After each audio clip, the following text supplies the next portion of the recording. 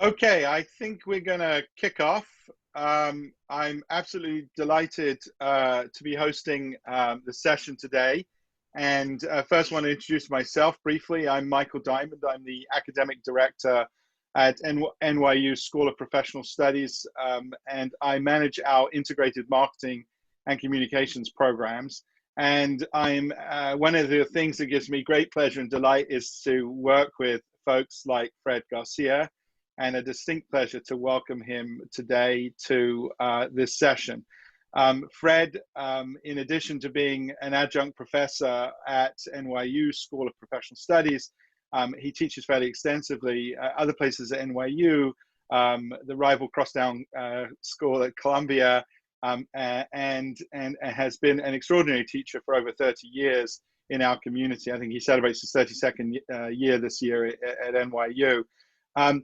He's also the founder and the president of a very distinguished communications company called Logos Consulting, which has a great research arm and an active publishing program, and is also, I'm pleased to say, a frequent employer of our graduates, and engages them in all sorts of professional ways.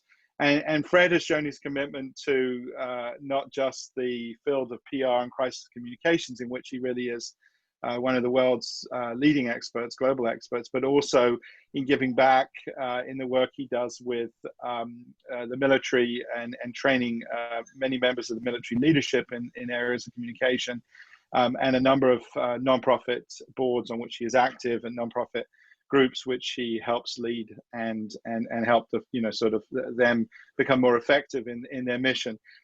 So we are really thrilled to have Fred join us. This book, Words on Fire, is, I think, his he's written 4 books already before this book, all of them worthy of our attention. And I believe one of the most famous textbooks in PR, which has just come out with its latest iteration, has a chapter from Fred as well. So, a much published author on communications and language, reputation and trust. So I want to commend this book to everybody. Hopefully you'll get a really good sense of what the book's all about, but also encourage you strongly to buy it in one of its many forms. I shared with Fred, I now have the Kindle version, the Audible version, and the softback version, and treasure all 3. It's a very well-researched book. I mean, it's almost a compendium, sadly, of a whole host of awful things that have happened, but at the same time, a really thorough and expert analysis on how we got here and how to think about those things. So without further ado, I'm going to encourage Fred perhaps to lay out some of the main thesis of his book, and then we'll take some time where I'll ask some questions, and then I'll be monitoring the Q&A. So if anybody has questions, there's no sort of, we mute the volume just because of the number of people on the call. But if you have a question you'd like to ask, if you type it in the Q&A box, you'll see probably at the bottom of your screen, hopefully I'm seeing the same thing as you, at the bottom of your screen, there's 2 little sort of question mark bubbles, and you can post in a question there. So I think we'll take this, white slide off, and we'll move into just the 2 of us chatting. And over to you, Fred. If you need to get back the screen, I just want to make sure you have a chance to do that as well. So looking forward to the discussion. Thank you, Fred. Well, thank you, Michael. And hello, everybody. It's delightful to have the opportunity to be with you today. I regret that the last semester was done only virtually. So my students whom I was with this past semester, great to have you back on Zoom. I look forward to the opportunity to actually sharing a cup of coffee or a different adult beverage with you when that is permitted. Michael, thank you for your mention of the research in the book. Let me say that there were 3 researchers who worked extensively on the book. 2 of them are graduates of our program. So Ife, if you're on, thank you. And Inan, if you're on, thank you. I can also tell you that we had about 7,000 pages of research for what became a 250-page book. Michael, you'd be delighted to note that the manuscript I submitted, which was the compendium, was 105,000 words. I had a brilliant editor at the publisher who brought it down to 75,000 words. And I was heartbroken at every word that was cut. But when I then read it, I thought, wow, he's really good. It really does hold together in a way that I didn't expect it to. So thank you for your mentioning of the research. Those who studied in either my strategic communication course or my ethics and law course or in my crisis communication course will recall that one of the things I talk about is a core foundational principle of effective public relations is pattern recognition and the ability to recognize patterns before they get big. And one of the things about patterns is they have explanatory power looking back. They also have predictive power looking forward. And the other thing that those who studied with me in strategic communication and crisis communication will recall is that I see public relations when we're doing our best work as being a kind of applied anthropologist who studies the social relations and power relationships within groups and among groups, studies the triggers of behavior and decisions, and then studies the consequence of those, and then advises clients on ways to use those insights in order to build competitive advantage. Most of the things I study are those principles applied to effective communication that makes the world a better place. This book, which is my 5th book, is a completely different approach. And that is studying those phenomena in a particular circumstance, and that is language that provokes violence. Language that provokes violence. And I began to be worried about 5 years ago when the presidential campaign began because we had a candidate for office who was using language in ways that I recognized as being very dangerous. And I'm going to attempt to share my screen here. And let me make sure I can. Hold on a sec. And I studied the work of the Simon Skjodt Center for the Prevention of Genocide at the US Holocaust Museum. And they define dangerous speech as speech that has the potential to create a social condition that influences people to accept or condone or even commit violence against members of a group in ways that are completely predictable. And as I was watching the campaign and listening to the language in the campaign, I was worried that's precisely what is happening here. This is language which creates the social conditions that inspires people to commit violence and that allows people to accept or even condone violence against members of a particular group. And it began with then Private Citizen Trump in 2011, who began a resurgence of what has been known as the birther conspiracy, suggesting that then President Barack Obama was not actually an American and not actually a Christian.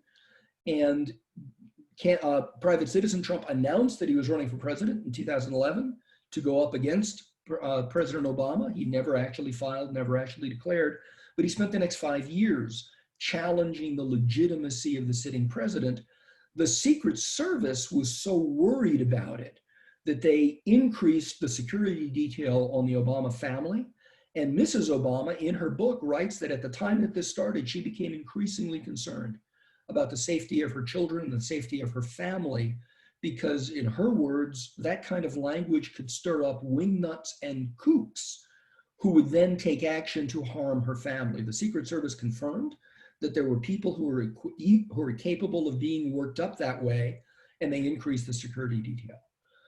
When candidate Trump announced formally that he was running for office on the 16th of June in 2015, he came down the escalator in Trump Tower, and then he stood in front of a cheering crowd of actors who were paid to pretend to be his supporters. I want you to note, that's how the campaign began. He had a room full of actors paid to pretend to be his supporters. And then he said, when do we beat Mexico at the border? When Mexico sends its people, they're not sending their best people. They're sending people with lots of problems. They're sending people who are drug dealers, who are criminals, they're rapists. And there's a bunch of things about that statement that cause me alarm. Number one, I'm an immigrant. I'm an immigrant from South America. Nobody sent me here. I came here with my family. But Trump was saying that Mexican immigrants are sent by the government of Mexico, that it is an attempt to undermine the United States by pushing people into the country. Now, I worried that I was mistaken when I interpreted that. But a few, sorry, let me unshare that. But a few weeks later, then candidate Trump, let me go back to sharing my screen, then candidate Trump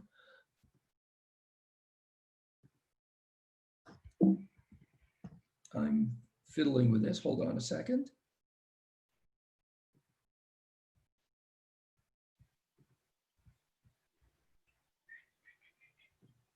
Okay, then candidate Trump put out a written statement, and his written statement just confirmed my interpretation. He said,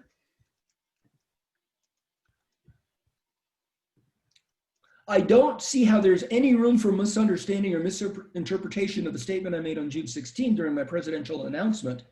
What can be simpler or more accurately stated? The Mexican government is forcing their most unwanted people into the United States. They are, in many cases, criminals, drug dealers, rapists, etc.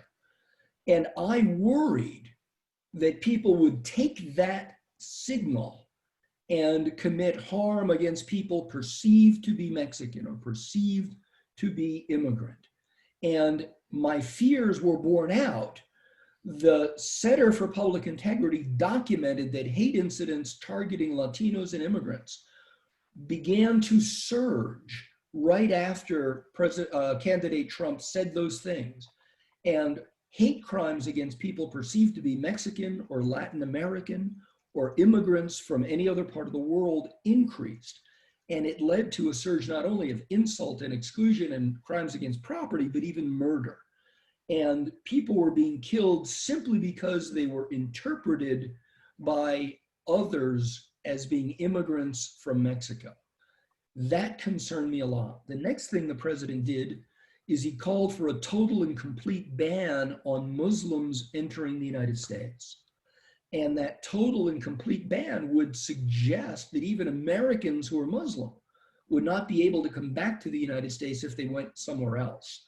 Now, there are 3.5 million Muslims in the United States. It's about 1% of the population. We also have 50,000 Muslims serving in the United States Armed Forces. And the total and complete ban would suggest that those Americans, including those Americans in uniform, would not be allowed to come back. That kind of language led to a surge of hate crimes against people perceived to be Muslim or perceived to be Arab. And I got more and more concerned about that.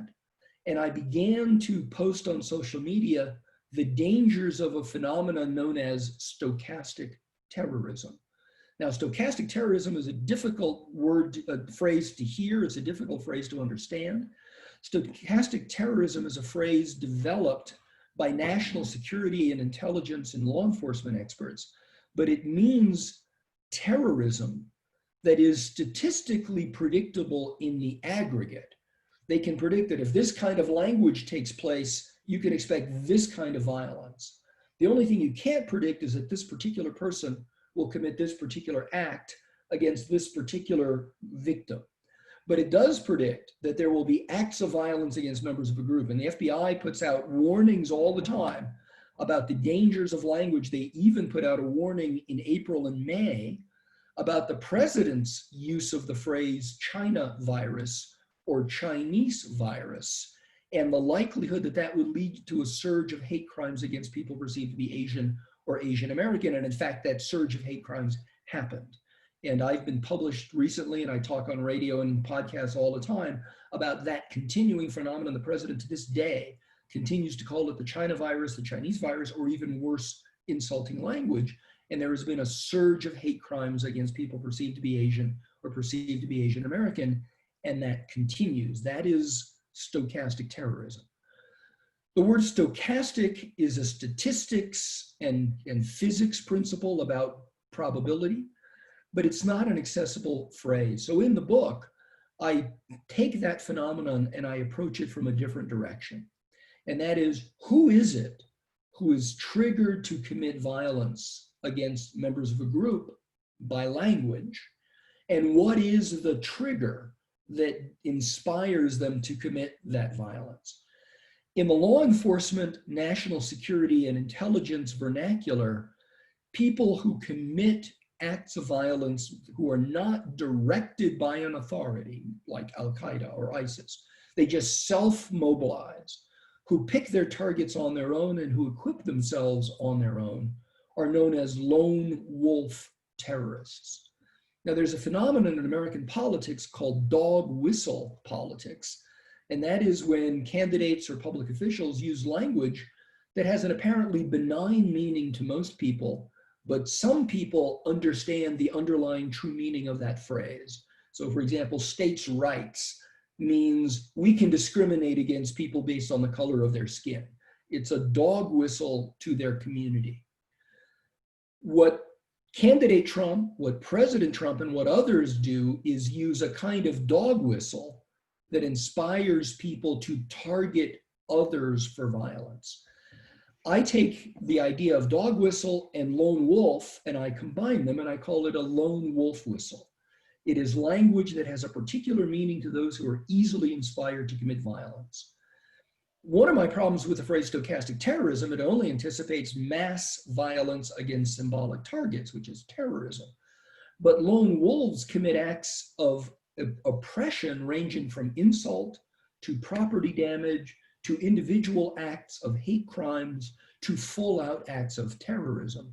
And so I use the phrase lone wolf whistle to mean the language that provokes people to commit violence. And I use the word lone wolf violence, the phrase lone wolf violence, for acts up to mass murder against symbolic targets, and lone wolf whistle terrorism for the mass murder of people at symbolic targets. And I'll get to that in a moment. So Fred, I'm gonna ask you just a question as we move along. So I think one of the distinctions here is perhaps around general political discourse, which sometimes can be polemical or fractious, and people can disagree. And a distinction I think you're drawing about quite unique language that leads people to violence. Yeah. So, I know there are people, always on both sides of these arguments and who would certainly be critical of the rhetoric of both the left and the right. And so I'm wondering, if you could comment perhaps in your mind about what you see as that distinction. Yeah. So there's probably many comments made by Democrats in campaigns that are playing to their base, or leaders that from more liberal persuasions that speak to their base. So it's not presumably just a left versus right thing, but is there a distinction between political rhetoric and what you're talking about? Thank you, Michael. Great question. There is political rhetoric that can be very heated. But one of the things I document in the book is I studied the forms of language, the forms of communication that have historically preceded acts of mass violence. And some of it overlaps with political language. But there is a documented phenomenon of certain forms of language that have historically preceded acts of mass violence, including genocide. And what I do in the book is I describe those 12 forms, and then I show how those 12 forms preceded the Nazi Holocaust, and how 10 of those 12 forms preceded the genocide of Rwandan Hutu by Rwandan Tutsi, and I'll get to those in a moment.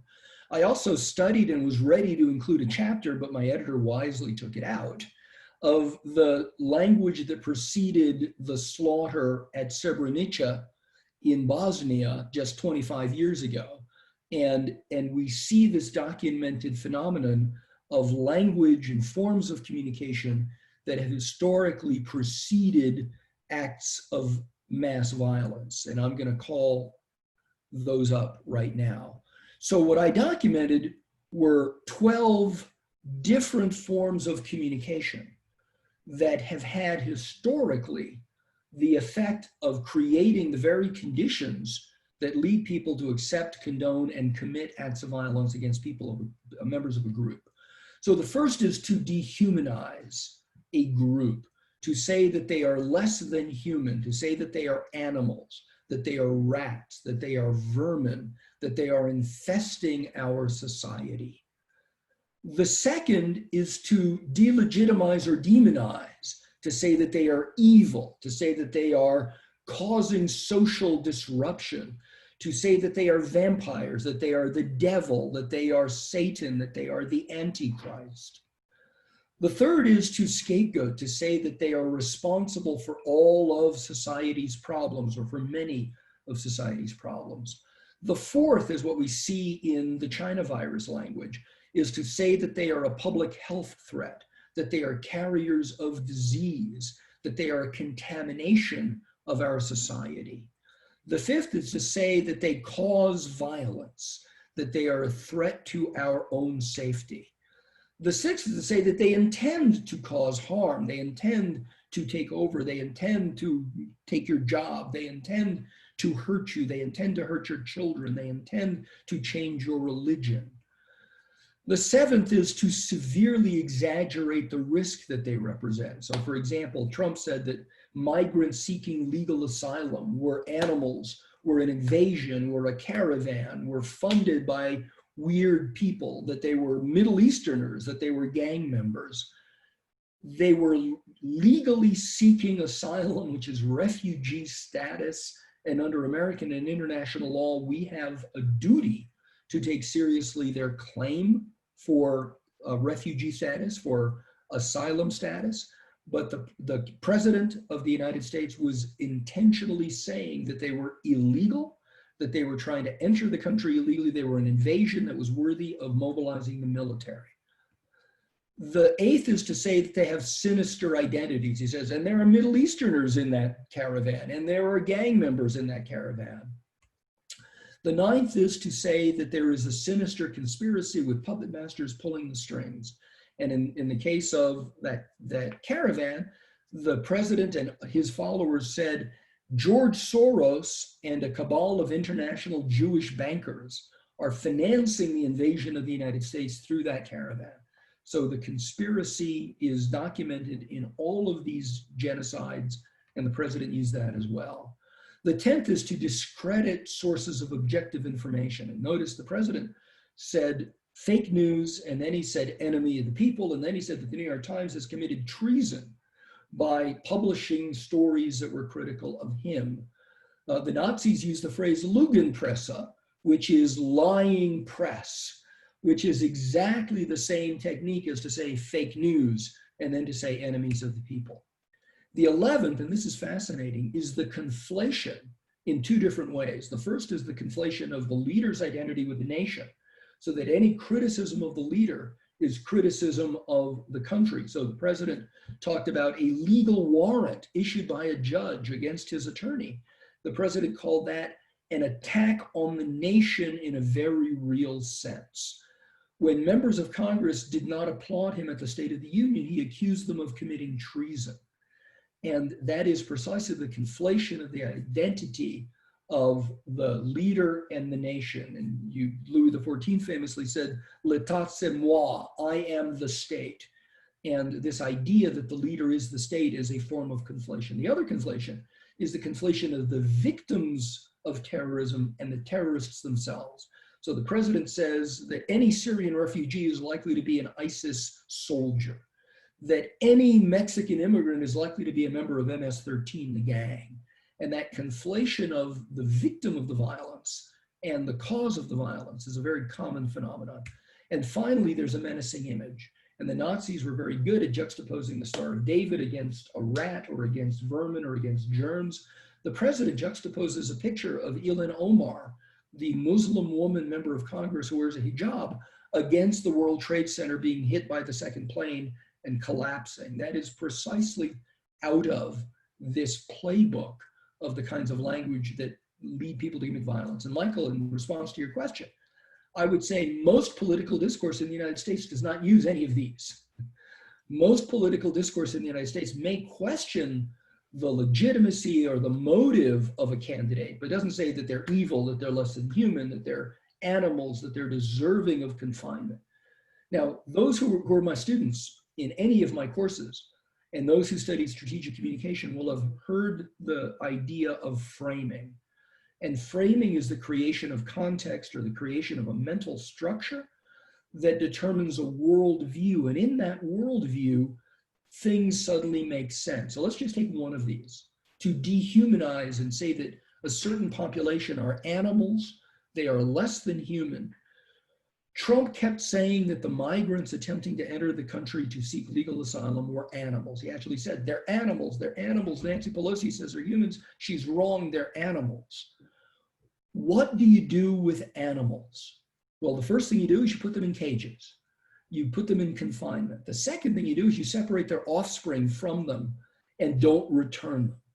And the public policy of the United States from the spring of 2018 to the present was that those who were seeking legal asylum at the border would be put in cages, would be held in squalid conditions, and their children, even infants, would be removed from their custody, separated from their parents with no mechanism for keeping track of who the children were and who the parents were. And we now have 5,000 children who have been separated from their parents as a matter of public policy of the United States. And there's no way to match the children with the parents. And many of those parents have been deported back to where they came from, and the children are still here. That is an example of the normalizing of inhumanity, the normalizing of violence. I believe it is a crime against humanity. I believe that if we were subject to The Hague, the International Criminal Court, that this would be one of the things that the United States would be held accountable for. That's public policy. Imagine what happens when individuals self-mobilize to act on this. Michael, I think you unmuted there. Yeah, I think there's a bunch of good questions starting to come in, and maybe a chance to sort of start to pick some of them off about essentially, what we think we can do to mediate, either the product of this rhetoric or the impact of the rhetoric. And so I'd like to start a discussion about that. There's some questions as well about the particular role of social media, which I think is an interesting, it plays a significant part. But let's start sort of perhaps with some thoughts about what you think we all can do, recognizing some of the folks on the call are students of communications.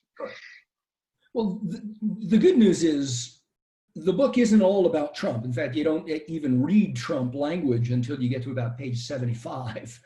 And then there are only 3 chapters about Trump out of the 10 chapters. The second half of the book is about how we got here, and the social media question is part of that. And the next part of the book is how we get out of this and what we can do about it. So let's talk about how we got here, and then let's talk about what we can do about it. I document 3 contemporaneous trends in the United States and elsewhere. And I refer to them as a kind of braid. Each trend gets braided with the other trend to create the current reality we have. The first is the migration of television media from primarily a public service function to an entertainment function. And that happened both as news organizations got gobbled up by entertainment conglomerates, and news organizations that never had a budget, never had to deliver a profit, and never worried about ratings, suddenly had to worry about ratings, had to deliver a profit, and had to abide by a budget. That led to a chase for eyeballs, and that led to increasing spectacle on television news. The second trend, and it also began at about the same time that news was migrating to entertainment, was the increased polarization of the American political process, where compromise was seen to be weakness, and where the demonization of rivals became more and more common. And that combined with the entertainment and spectacle form of the news meant that the news would cover the insult against others and the nasty language that people used in the political process. And social media has become part of that, because social media is about attracting eyeballs with clickbait, and insult and conflict is part of that clickbait. The third trend was the decline in critical thinking skills among the American electorate. Some of it was because schools just stopped teaching critical thinking skills. Some of it is because political leaders in different states intentionally took critical thinking skills out of the elementary and high school curriculum. But part of it is because, as I document in the book, the work of George Orwell and Politics in the English Language, when politicians use speech about things they don't really believe, when they use insincere speech, according to Orwell, that leads to the electorate believing the stuff that the politician doesn't believe. That leads to a decline in critical thinking skills. That encourages the politician to say more things that he or she doesn't believe. That leads to a further decline in critical thinking skills, and there's this vicious cycle. And the end result is an electorate that is easily manipulated and can't tell truth from fiction. And in Orwell's later book that was based on Politics in the English Language, 1984, the Ministry of Peace wages war, the Ministry of Plenty rations food, the Ministry of Truth does propaganda. And the word Orwellian has come to mean words that have the opposite meaning of their actual literal meaning. That is a consequence of both the political polarization and the news media and social media amplification of all of that. Right, but I think it's a good segue into a question we had, which is you can't legislate language, yes? So so the question really is about the remedy, and it sounds like inherent in your last answer is a belief about the education, especially sort of civic education or critical thinking education of young people. And there's also a related question, which is about how one might use the 12-point scale. I mean, could it become a sort of teaching tool, perhaps? That those are the kind of things we need to be aware of. But maybe you can speak a little bit more to that. Like, how do you think we might take that forward, into a world, that doesn't sort of digress, or not digress, to sort of, doesn't regress to this kind of toxic communication? So there are a number of ways. One is prevention, and that is civic education being restored to the curriculum and critical thinking skills being restored to the curriculum. That's a long-term build. There are other things we can do in the meantime, and I'll point to a retired professor in our program whom our students will know well, because we continue to use his work and continue to have him zoom into some classes. That's Jim Lukashevsky, who very kindly said about this book that it ought to be required reading in every journalism school, in every business school, to show leaders the consequences of their language. Now, Michael, you've mentioned my service on a number of boards. One of the boards that I have served on for 14 years and was chair of for many years is a First Amendment organization. And one of the things we know about the First Amendment is there is free speech, but there isn't consequence-free speech. That you can be held accountable for the consequences of your speech. And some of that accountability is in the form of law enforcement. You can be held accountable for inciting violence directly. The second is you can be held accountable for copyright violation or trademark violation. And the argument, oh, but free speech doesn't get you out of the consequence of speech that is inappropriate. So we can label, yes, there is free speech, but there isn't consequence-free speech. One of the things I point to in the book is that as journalists got more and more uncomfortable with what Trump was saying, they began to ask him the question, aren't you concerned that your language might provoke violence? And his response was, no. I believe that's the wrong way to hold leaders accountable. Aren't you concerned? So let me, if I may, I see we have a little bit of time, let me fast forward to what we can do about it by showing the example of different leaders who've done something about that. Hold on.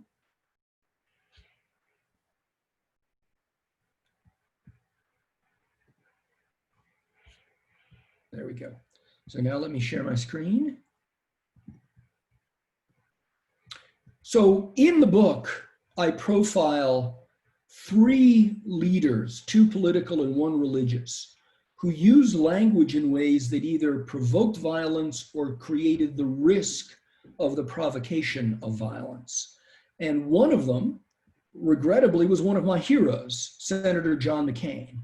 And Senator McCain and his running mate had, as part of their campaign, the demonization of then Senator Barack Obama. Now, the birther conspiracy that Obama was secretly non-American and secretly Muslim was active in that part of the political circle. And Sarah Palin, the vice presidential candidate, kept using the phrase, Obama likes to pal around with terrorists. And here is an ad. Barack Obama and domestic terrorist Bill Ayers, friends. They've worked together for years, but Obama tries to hide it. Why? Obama launched his political career in Ayers' living room. Ayers and Obama ran a radical education foundation together. They wrote the foundation's bylaws together. Obama was the foundation's first chairman. Reports say they distributed more than $100 million to ideological allies with no discernible improvement in education. When the relationship became an issue, Obama just responded, "This is a guy who lives in my neighborhood." That's it? We know Bill Ayers ran the violent left-wing activist group called Weather Underground. We know Ayers' wife was on the FBI's 10 most wanted list. We know they bombed the Capitol, the Pentagon, a judge's home. We know Ayers said, "I don't regret setting bombs. I feel we didn't do enough." But Obama's friendship with terrorist Ayers isn't the issue. The issue is Barack Obama's judgment and candor. When Obama just says, "This is a guy who lives in my neighborhood," Americans say, "Where's the truth, Barack?" Barack Obama, too risky for America. I'm John McCain, and I approve this message. Here's a little footnote for the NYU students among us. In 1976, I was president of the Weinstein Residence Hall on University Place. And I went through my files and I discovered, to my horror, that the student government at Weinstein, about 8 years before me, became the Weather Underground.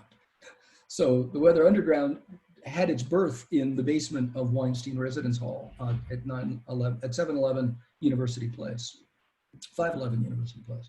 So Fred, I'm interested because I think, there are some portion of the audience who might look at a video like that and say, okay, that sort of political posturing or finding fault with another candidate is pretty common practice in American politics. And we could decry the fact that that's become the state of political rhetoric today, that we're not debating issues but we're debating personalities. But is it legitimate to pick one side of the argument versus another and call them out for that? So that I think is a tenor of some questions. Right. Great question. Let me move to the next slide. PolitiFact fact-checked that ad and concluded that yes, he knew Bill Ayers. Most of the ad was completely false. Most of the ad was not true. I'll only play a little bit of the PolitiFact response. This is on Morning Joe. Where does it fall? As to did they run a radical education foundation together? Annenberg Foundation. Exactly. What? We gave that one a hands-on. That is the Annenberg Foundation, which is one of the most respectable organizations on the planet, but continuing. Holy cow! Oh my God! It's just not accurate. First, it's not accurate to say that they ran together. They are radical. Obama was chairman of the board, but Ayers was not on the board, and so it's a stretch to say they ran it together. But the bigger part is to call this thing radical. What it really was just a group that tried to get some education reforms in Chicago, working with such radical groups as the Chicago Symphony. So they discredited the content of the ad, but here's the consequence of that ad, Michael. In the rallies immediately following that ad, people began screaming, "Obama is a terrorist, kill Obama." And as they kept chanting, kill Obama, Senator McCain did nothing in response. And when he was asked about it, he said, I can't control what my followers say and do. That led to 3 people close to McCain saying, hold on a minute, Senator, you cannot do that. The first is a fellow named Frank Schaeffer, who's an author of many books that were bestsellers, but McCain had endorsed one of his books. And he published an open letter in Huffington Post to Senator McCain. It said, Senator McCain, if your campaign does not stop equating Barack Obama with terrorism, questioning his patriotism and portraying Mr. Obama as not one of us, I accuse you of deliberately feeding the most unhinged elements in our society the red meat of hate, and therefore potentially instigating violence. He said, at a Sarah Palin rally, someone called out, kill him. At one of your rallies, someone called out, terrorist. Neither was answered or denounced by you or your running mate, as the crowd laughed and cheered. At your campaign event Wednesday, the crowd was seething with hatred for the Democratic nominee, an attitude encouraged in speeches there by you, by your running mate, your wife, and the local Republican chairman. Shame. In 2000, as a lifelong Republican, I worked to get you elected instead of George W. Bush. In return, you wrote an endorsement of one of my books about military service. You seem to be a man who put principle ahead of mere political gain, but you have changed. You have a choice. Go down in history as a great senator and an honorable military man with many successes, or go down in history as the latest abettor of right-wing extremist hate. John McCain, you are no fool, and you understand the depths of hatred that surround this issue in the country.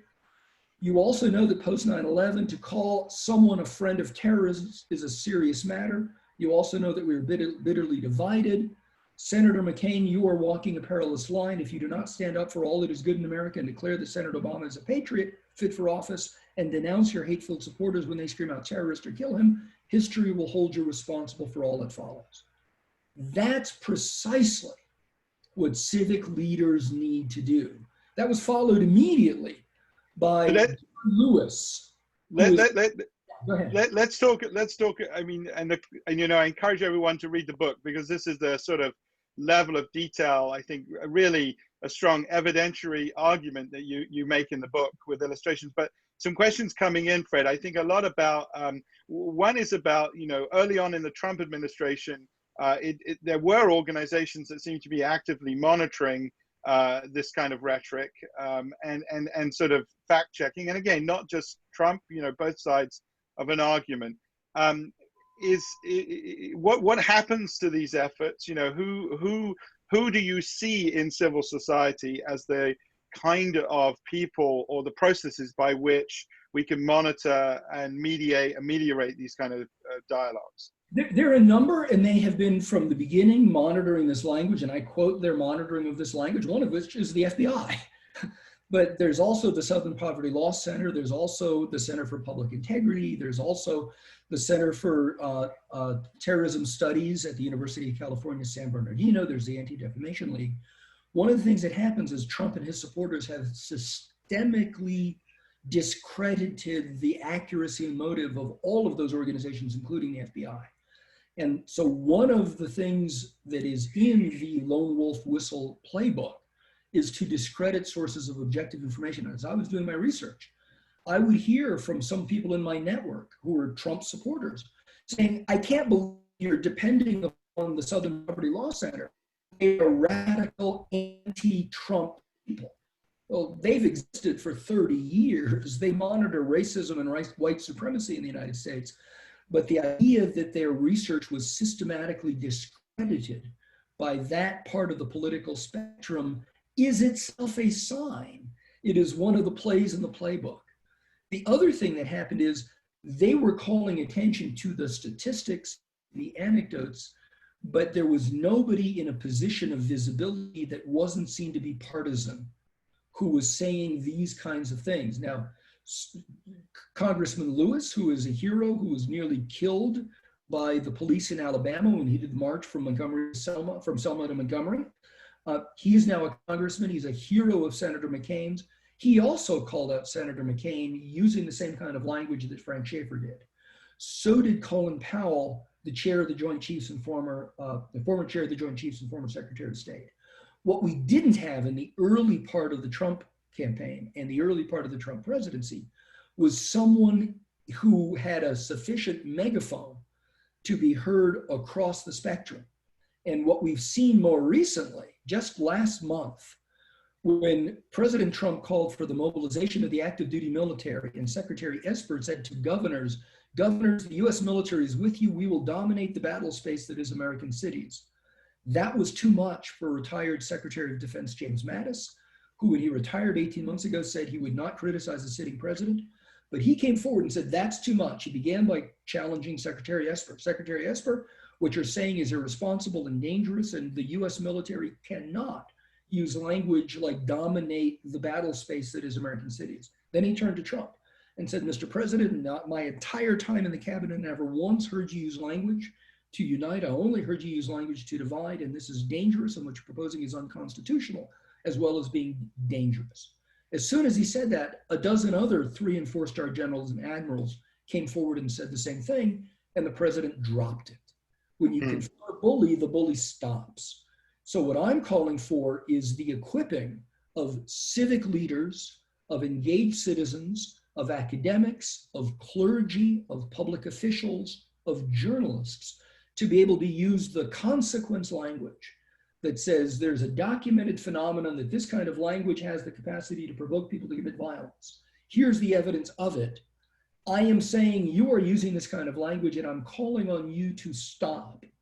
And if you don't stop, I will hold you accountable for the consequence. That's what Mattis said. That's what the other generals and admirals said. And that's what we all collectively need to say. Now, I didn't write the book because of Trump. I wrote the book because, as I say in one of my chapters, Trump is not the cause, he's the consequence. You can not have Trump in the calculation and this phenomenon still exists.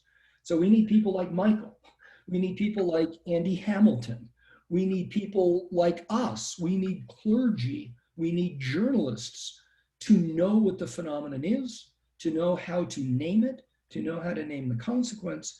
And if we collectively can do that, whether it's at the level of a school board or a city mayor or a city council or a governor or a state legislator or even a football coach, this kind of language has the capacity to cause real harm. We now have in Trump a blaring, blinking neon example that we can harvest insight from. But yeah, so let's talk about that sort of coalition and how this works. I mean, only in the sense I think there's a lot of people, some of the questions, clearly people disagree quite strongly with your analysis about, these particular situations. And I think everyone, is free to disagree. That's, I would imagine, one of the things you, as I would celebrate, the fact that everybody Absolutely. Has an opportunity to disagree and to use this analysis, to examine all forms of rhetoric. I guess where I want to come back to a couple of different places where you think, individuals, or as you were starting to talk about, groups or coalitions can have an impact on this discourse. And I'd even ask if you would opine a bit on companies. Yes, so we've seen businesses recently take a position, I would imagine in some cases positions which are, at odds with certain politicians, presidents, etc., may actually cause them some, some heat in the political or economic environment. So do businesses, let's start there. What role do you think businesses, corporations can play in trying to sort of ameliorate or stop this kind of toxic language? One of the things we've seen in the last 6 weeks in the aftermath of the George Floyd murder is an increased sensitivity to inclusion, and we had civic demonstrations. We had 26 million people marching in the United States, what some scholars have said is the single largest movement in American history. We've had many companies attempt to name the systemic racism that the marches were calling attention to, some artfully, some inartfully. Many of them are my clients that I've been advising them on how to navigate this phenomenon. By the way, I have conservative clients who take great exception to my conclusions in the book, and I'm prepared for that as well. I have had no client stop working with us because of the book, and I give them credit for that. But I recognize the risk that taking a position publicly could cause business harm. Having said that, this kind of language is also used in the workplace. This kind of language is also used in marketing. This kind of language is also used in public relations, and we need to be attentive to the likely consequence of that language. And yes, there is free speech, but there isn't consequence-free speech. And if we want a well-functioning workplace, this kind of language just won't apply. We saw, for example, Nascar remove the Confederate flag from its imagery, and that led some people to say that I don't want to go to NASCAR, but most people came back. We see the Washington, D.C. football team removing its racist name and logo, and yet to come what that new name and logo will be, but that is a demonstration that we've reached the tipping point in our understanding of the consequence of demonizing and delegitimizing and dehumanizing people. Both those symbols and those names had that effect, and we're seeing people begin to take that seriously. I think that's a good thing. We also need to recognize that the more divided we are as a society, the less efficient our workplaces will be. It may be easy to narrowcast, and one of the phenomena of social media, and there's a question about social media, is we now get the news we want rather than some national story. So just as Netflix says, you like this cop show, you might like this cop show, Facebook and others say, oh, you like this kind of journalism, here's an equivalent kind of journalism, and we end up being in a bubble.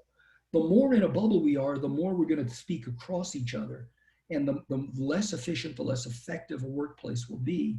And although we may narrowcast to distinct segments of our customer audience, if we are seen to side with one and not the other, it is unlikely that we'll be able to actually build a competitive position that we need to build. So Fred, I'm curious, you have an opportunity to work, around the world with many different companies, different organizations, many global organizations. Do you think, and your book actually documents a lot of international global cases, which I think is interesting for our students and people on this call. It's certainly not just located in the US and our current times. It's got a good historical perspective. But my question is, are there places where you've witnessed that have come out of quite fractious and or dangerous rhetorical times, so to speak, where the level of this incendiary language rose to what you're observing now, but found a way to moderate, found a path back to a different form of dialogue and collaboration. And I'm just wondering, are there any examples out there? Are there any best practices, any lessons? There's some examples, but one of the lessons that it teaches is you got to go way past the tipping point to come back the other way. So for example, Germany has done a very good job of saying we can't have that kind of language. They've actually gone to the point of outlawing certain symbols, the Nazi salute, and certain other forms of language. They don't have a First Amendment. They can ban that kind of language. We saw in Rwanda, but by the way, I spent a lot of time in Rwanda before the massacre. And one of the things we find in Rwanda is there's been reconciliation. We saw in South Africa, going from apartheid to reconciliation through a truth and reconciliation process, so that the people who were oppressed now are leading the country. We saw that first with Nelson Mandela, and then we've seen it with others. We've seen in Bosnia, where there was a genocide 25 years ago. There's still tension. There's still, in all of the Balkans, both racial and religious and ethnic and nationalist rivalries, but they've done a better job of preventing mass violence. So regrettably, in all of those cases, the extreme had happened and they were responding to that extreme. What I'm hopeful for is that we've reached the extreme. My fear is that it could go further. And as you know, Michael, in chapter 6 at the end, I quote a scholar of extremism who says, here's the sequence of steps. And it starts with defining people as the other, and it ends with genocide. And I believe that we're just 2 steps away from genocide. And we have seen an escalation of the challenge. And the one just before genocide is war. And there have been active calls for a race war. And I document in the book, the white supremacists in Charlotte declared that the war had started. And in fact, they were mistaken, thankfully. But yes, there are examples of societies coming back, but they rarely come back until they've gone too far. Yeah, I do you think that we have a few minutes left? I guess the question is whether you think you see. I'm going to make a terrible analogy here, and forgive me for this analogy.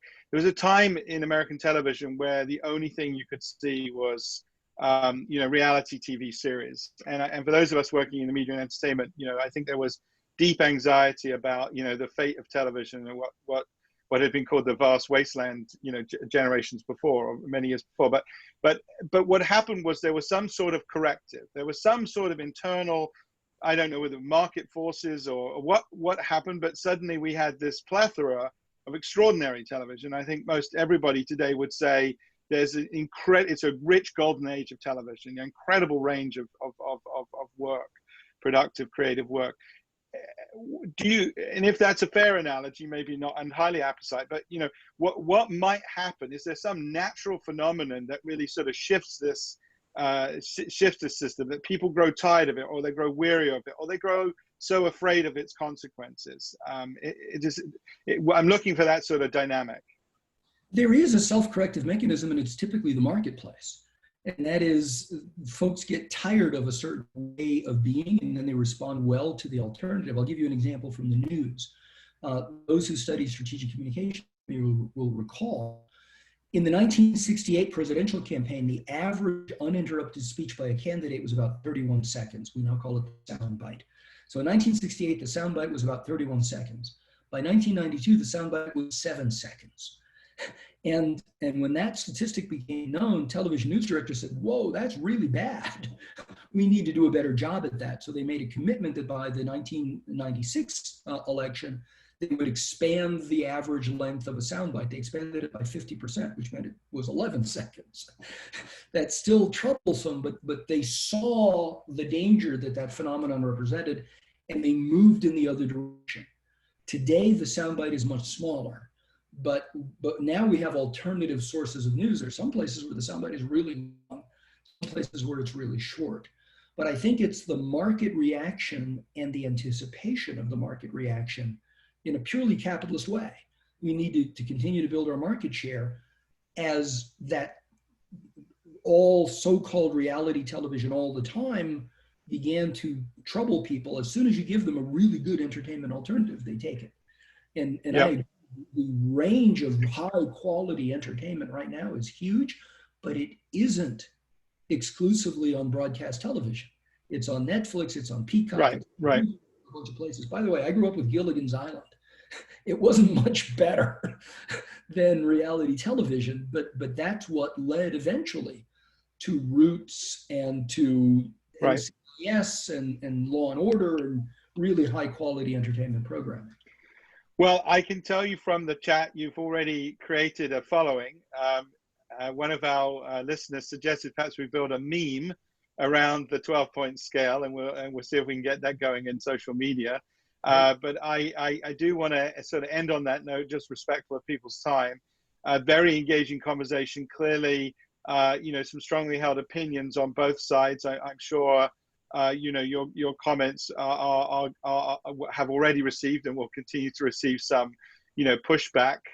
But it seems to me the analysis of the rhetoric, whether you ascribe it to one side of an argument or another, the analysis of the rhetoric, it seems hard to fault and the relationship or the correlation between this kind of rhetoric and some very, very unpleasant outcomes in society also seems very hard to dispute, and that it would be interesting, I guess, if others feel strongly, about a different reading of the facts without apportioning blame one side or another. It just would be an evaluation of the facts. But I want to thank you, really profoundly for what was a provocative conversation. I wanted to give you an opportunity to really sort of put out the thesis and articulate it and illustrate it, because I think it's reflective of the sort of analysis in the book. And I would encourage everybody, who's participated in this webinar and